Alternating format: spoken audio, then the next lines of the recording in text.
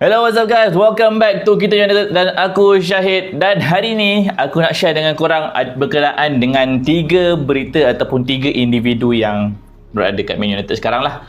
So, hari ni aku nak share dengan korang status berkenaan dengan Erik ten Hag berkaitan dengan dia yang dia akan diberikan kontrak yang baru selepas lebih kurang setahun 3 bulan, 1 musim 3 bulan 4 bulan lebih kurang macam tu, dia mengambil alih tampuk sebagai manager dan dia mungkin bakal diberikan kontrak baru untuk meneruskan dia punya projek dia di Man United. Dan selepas tu kita akan bincangkan berkenaan dengan Jadon Sancho yang ada berita yang mengatakan bahawa dia akan dikeluarkan daripada Man United pada perpindahan bulan 1 nanti. Berita yang terakhir yang aku akan share dalam video kali ini adalah berkenaan dengan Andre Onana. So, semua ni aku akan cerita dengan korang sekejap lagi. Dan sebelum kita mula, aku nak jemput korang untuk join grup Telegram Kita United. Dekat situ kita ada community Kita United yang kita akan berbincang mengenaan dengan Man United setiap hari dekat dalam grup tersebut. So, kepada you all yang nak join, you all boleh klik link dalam description box and I'll see you in the group. Okay, so let's get to it. Okay, berita yang pertama, Erik ten Hag bakal diberikan kontrak yang baru setelah 1 musim 3 bulan atau 4 bulan berada di Man United sebagai manager. Erik ten Hag menyertai Man United pada musim lepas, selepas tu ditinggalkan oleh Ralf Rangnick. Erik ten Hag yang pada musim lepas dia berjaya membuat satu performance yang agak baik dengan mencapai tempat ketiga dalam Liga dan juga berjaya memenangi 1 trofi iaitu League Cup. Bukan itu sahaja pencapaian dia pada musim lepas, semua orang tahu dia pun berjaya masuk dalam final FA Cup musim lepas. Dan ada beberapa series of tindakan yang dia lakukan pada musim lepas seperti insiden dia dengan Cristiano Ronaldo, dengan David De Gea. Tetapi selepas semua itu berlaku, Man United you all pun tahu musim ni tidak memberikan performance yang kita jangkakan, sangat-sangat teruk. 6 kekalahan daripada 10 perlawanan, tapi board Man United masih lagi ingin memberikan kontrak yang baru kepada Erik ten Hag. Erik ten Hag yang mempunyai kontrak sehingga tahun 2025 dengan ada satu option untuk penambahan 1 lagi tahun. Dijangka akan tambah lagi kontrak dia untuk beberapa tahun lagi yang masih lagi belum dapat dipastikan lagi. Dan ini adalah salah satu daripada strategic action yang dilakukan oleh board Man United. Selepas sebelum ni mereka menandatangani beberapa pemain untuk long term seperti Mason Mount, seperti Onana, dan memberikan kontrak yang baru kepada Marcus Rashford. So selepas daripada langkah ini, mereka nak kekalkan Erik ten Hag supaya Erik ten Hag dapat buat apa yang dia perlu lakukan untuk satu jangka panjang. Ini bagi aku sambut baik berita ini basically. Sebab 2025 adalah satu tempoh yang dah tak jauh. Ten Hag masuk United pada 2022 dan kontrak dia adalah selama 3 tahun dan sekarang dah lebih kurang 1 musim setengah. Jadi adalah sangat wajar untuk Man United memberikan dia kontrak baru walaupun tak ada significant sukses lagi yang dilakukan oleh Erik ten Hag, dan apa yang ditunjukkan pada musim ini adalah satu benda yang sangat-sangat mengecewakan. Tapi nevertheless, kontrak baru ni akan memberikan satu petunjuk yang board ingin klub ni lebih stabil. Jadi aku sambut baik berita ni sebab kita tak boleh bertukar-tukar manager, dan sekiranya Erik ten Hag mendapat kontrak baru ni, dia memberikan satu lagi kepercayaan kepada Erik ten Hag supaya dia dapat kekal fokus untuk menjalankan tugas dia. CEO dan juga Director of Football Man United iaitu Arnold dan juga John Murtough dikatakan sangat gembira dengan apa yang telah dilakukan oleh Erik ten Hag buat masa ni, dengan cara dia mengendalikan kes Ronaldo, David De Gea. Walaupun berkenaan dengan David De Gea, aku rasa Man United dan juga Erik ten Hag perlu lakukan dengan lebih baik sepatutnya. Jadi apa yang ditunjukkan oleh Erik ten Hag so far kepada board ini adalah satu petunjuk yang Erik ten Hag adalah seorang yang boleh dipercayai untuk meneruskan projek Man United. Walaupun dia telah melalui satu fasa yang sangat-sangat boleh dikatakan terumbang-ambing bagi aku.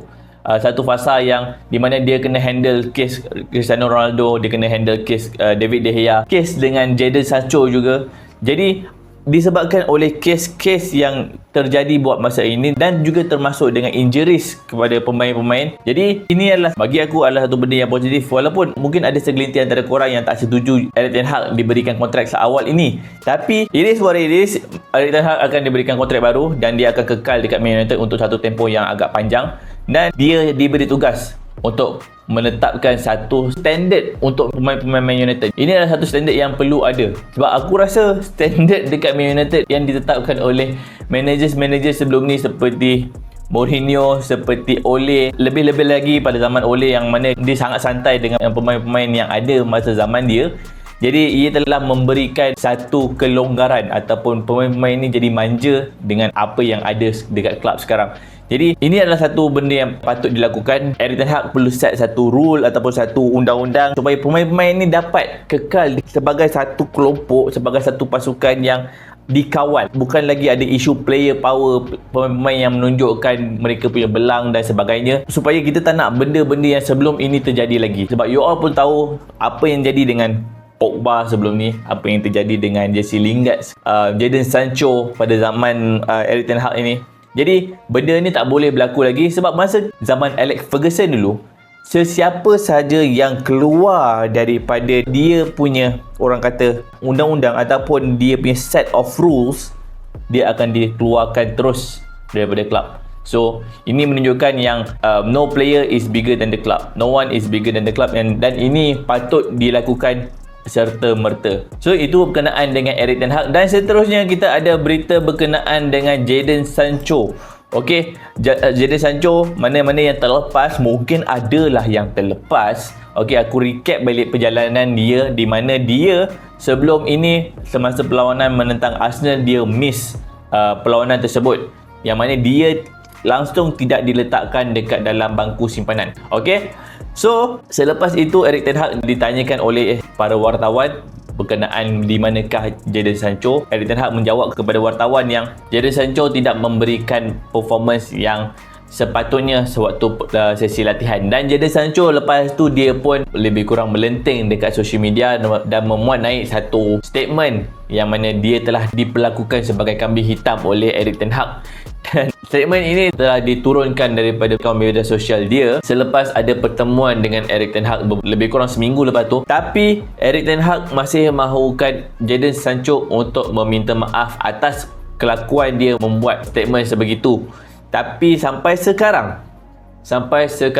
Jadon Sancho tidak membuat apa-apa permohonan maaf terhadap Erik ten Hag, dan disebabkan oleh kekerasan kepala Jadon Sancho ni, Erik ten Hag telah menetapkan Jadon Sancho untuk berlatih bersama dengan skuad bawah 18 tahun tersilap aku, dan dia juga telah dihalang daripada menggunakan semua fasiliti yang berkaitan dengan skuad utama, termasuk dengan ruang makan. Dan ada kalanya Jadon Sancho juga hadir lewat untuk sesi latihan. So itu adalah perjalanan Jadon Sancho setakat ini, dan sekarang ada urut-urut yang mengatakan bahawa Jadon Sancho akan dikeluarkan daripada Man United pada bulan 1 ini. Jadi aku rasa benda ni adalah satu benda yang perlu dilakukan, sebab dua figura ini, Jadon Sancho dengan Erik ten Hag, sekarang memang dah tak boleh bertentang mata. Sama juga kalau kau pergi nak tackle ada anak pakcik tu, tapi kau dah buat salah dengan pakcik tu, pakcik tu pun dah tak suka kau jangan haraplah nak dapatkan anak dia. Jadi sama juga situasi dengan Jadon Sancho, yang mana dia dah tak bertentangan mata dengan Erik ten Hag. Masing-masing ada ego dia masing-masing tak nak berlapang dada untuk menerima satu sama lain. Jadi salah seorangnya perlu keluar daripada kelab untuk kebaikan semua orang. Mengikut berita yang aku dapat daripada Sky Sports yang aku bacakan untuk korang semua, buat masa ini satu perpindahan secara pinjaman adalah paling logik untuk berlaku, dan buat masa ini bekas pasukan Jadon Sancho iaitu Borussia Dortmund bukanlah satu option yang dikatakan sangat jelas untuk setakat ini. Tapi boleh dikatakan tidak mustahil untuk Borussia Dortmund untuk cuba mendapatkan Jadon Sancho. Kita tahu Jadon Sancho memang sebelum ini telah membuat persembahan yang baik dekat Dortmund, tapi masalah disiplin Jadon Sancho ini menjadi faktor sama ada Borussia Dortmund nak mengambil dia ataupun tak. Portal berita daripada Jerman ada mengatakan bahawa Jadon Sancho ada berhubung secara kerap dengan manager Borussia Dortmund iaitu Edin Terzic, yang Terzic merupakan interim manager dekat Borussia Dortmund sebelum Jadon Sancho meninggalkan kelab tersebut. Tetapi Dortmund boleh dikatakan sedar yang perpindahan ini susah untuk berlaku, sebab satu, gaji dia yang sangat besar, dan Dortmund sekarang mempunyai ramai pemain yang bermain dekat posisi Jadon Sancho. Mereka berasakan bahawa sekiranya Jadon Sancho minta maaf dengan Erik ten Hag, pastinya dia akan diterima balik masuk ke dalam kelab. Jadi sama juga dengan apa yang kita semua rasakan, yang sepatutnya Jadon Sancho ni minta maaf je. Lantaklah kau salah ke, kau betul ke, sebab kau berada di Man United sekarang, kau menerima gaji sebanyak 300,000 seminggu untuk bermain, tapi kau tak bermain. Dan sekiranya kau minta maaf je, semua ini akan berakhir, dan if you work hard, kau akan dapat peluang untuk bermain dengan skuad. bukan kita secara fans saja, tapi Borussia Dortmund pun rasa macam tu juga. Sebab dia tak boleh bazirkan masa dia dengan tidak bermain. Dia adalah pemain bola sepak profesional dan dia perlu bermain bola sepak. Bukannya duduk dekat rumah, bukannya training dengan pasukan bawah 18 tahun yang memang bukan standard dia. Dan sekiranya benda ni tak berubah, dia masih lagi training dengan under 18, prestasi dia takkan ke mana. Okay, sebab level of intensity adalah sangat-sangat berbeza. Kalau tidak, career dia akan berakhir macam tu je.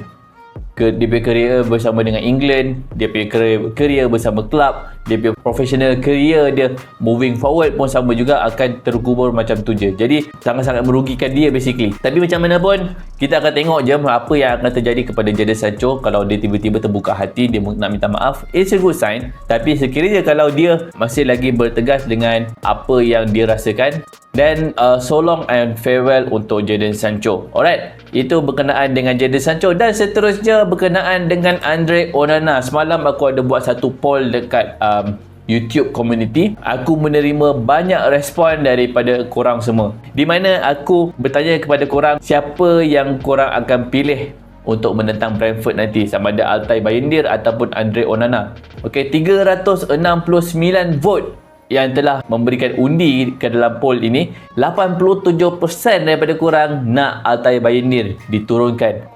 Alright, ini adalah satu maklumat yang bagi aku tidak mengejut, sebab kita tahu prestasi Andre Onana sekarang memang sangat-sangat buruk. Okay, kita bayar 47 juta pound untuk Andre Onana, tapi so far apa yang ditunjukkan adalah tidak mencapai standard yang perlu dia capai. Mungkin ada sebab defense kita rapuh, yes, ada faktor defense juga kat situ sebenarnya, tapi ada juga beberapa faktor yang telah dilakukan oleh Andre Onana sendiri. Ada beberapa kesilapan, ada beberapa save yang sepatutnya dia boleh lakukan tapi dia tak dapat lakukan.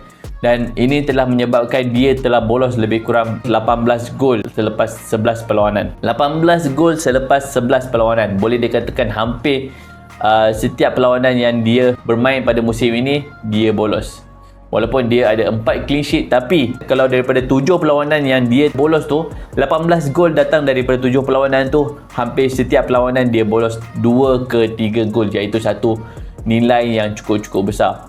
Dan aku faham korang punya rasa tak puas hati dengan prestasi Andre Onana. Ramai yang pilih Andre Onana untuk direhatkan. Aku setuju Andre Onana direhatkan untuk perlawanan menentang Brentford nanti. Bagi aku bukanlah dia direhatkan untuk satu tempoh masa yang panjang, tapi lebih kepada untuk memberikan dia ketenangan. Mana player-player sini kehilangan diorang punya self-confidence. Jadi mungkin sekiranya direhatkan dulu, bagi bertenang dulu, bagi everything stabil dulu, dan selepas tu baru kita mainkan balik, baru dapat memberikan performance yang lebih baik. Dan ramai juga nak melihat performance pertama Altay Bayindir memakai jersey Man United. Sebab sebelum ni kita expect pada perlawanan League Cup Man United menentang Crystal Palace, Altay Bayindir sepatutnya main. Bagi aku, he deserve to play waktu perlawanan tersebut menentang Crystal Palace dalam League Cup. Sebab perlawanan itu kita memang boleh dikatakan very high chance untuk menang. Dan untuk tidak menurunkan Altay Bayindir pada perlawanan tersebut adalah satu keputusan yang bagi aku kurang bijak oleh Erik ten Hag. Aku berharap selepas ini Altay Bayindir akan diberi peluang untuk menunjukkan apa yang dia boleh buat. Walaupun dia dibeli oleh Man United untuk menjadi backup kepada Andre Onana, tapi apa salahnya kita bagi dia peluang untuk bermain. Who knows, dia boleh perform better dan memberikan satu tentangan kepada Andre Onana. Bukan untuk menggantikan Andre Onana, tapi lebih kepada memberikan saingan kepada Andre Onana supaya Andre Onana dapat memberikan performance dia yang terbaik sebagai penjaga gol. Dan benda ini pernah terjadi sebelum ini, di mana David De Gea menjadi goalkeeper dan selepas itu dia menjadi top goalkeeper ketika Sergio Romero menjadi kita punya backup goalkeeper. Dan bila ada Romero dan juga David De Gea, dua top goalkeeper, David De Gea memberikan dia performance yang sangat-sangat baik dan telah memenangi banyak awards sebagai penjaga gol. Ini juga benda yang kita harap juga terjadi kepada Andre Onana. So itu saja untuk video kali ini. Pendapat korang boleh komen dekat bawah, dan sekiranya korang suka dengan video kali ini, make sure korang tekan butang like, share dan subscribe, dan I'll see you in the next one. Bye bye.